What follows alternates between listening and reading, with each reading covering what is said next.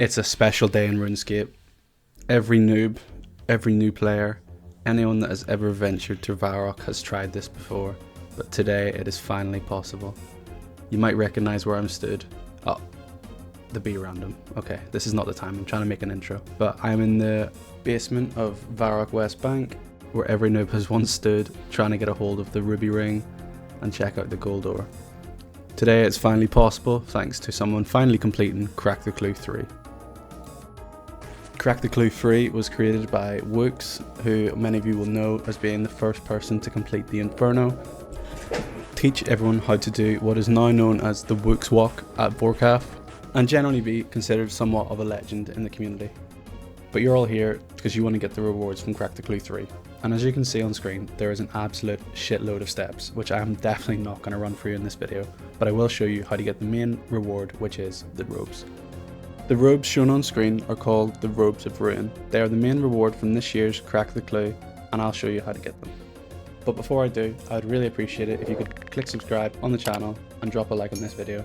I'm trying to get to 1,000 subs and it would mean the world, thanks.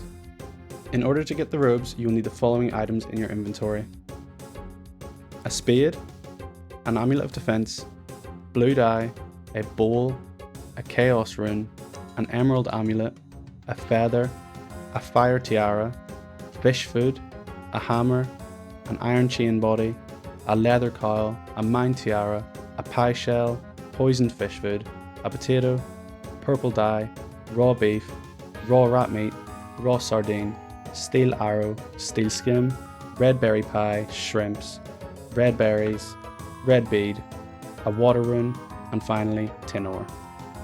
If you haven't been able to keep up with that, I'll leave the link down below to the wiki page where you can click off all the items as you obtain them. You will now see that I'm standing in Lumbridge Swamp. I'll need to take off my max cape because to complete this step you will need to have no items equipped or nothing outside of the items that I listed in your inventory. You will then want to dig in this exact spot and you will notice a pop-up saying you've found a special clue. If you continue to this, you will then have completed that first step. You no longer have to worry about the items in your inventory and you can now make your way to the Varrock West Bank. When you get to the bank, go down the stairs like I showed at the start of the video and you'll want to make your way to the gate where you can now see Drinking Bud is performing in front of. Now that we're in front of the gate, we have a certain list of emotes that we must perform in the exact correct order. I'm now going to flash this up on screen. Make sure you follow the emotes and feel free to pause. One note is that the raspberry is not one of the emotes. The 1 and the 14 are both the panic emote.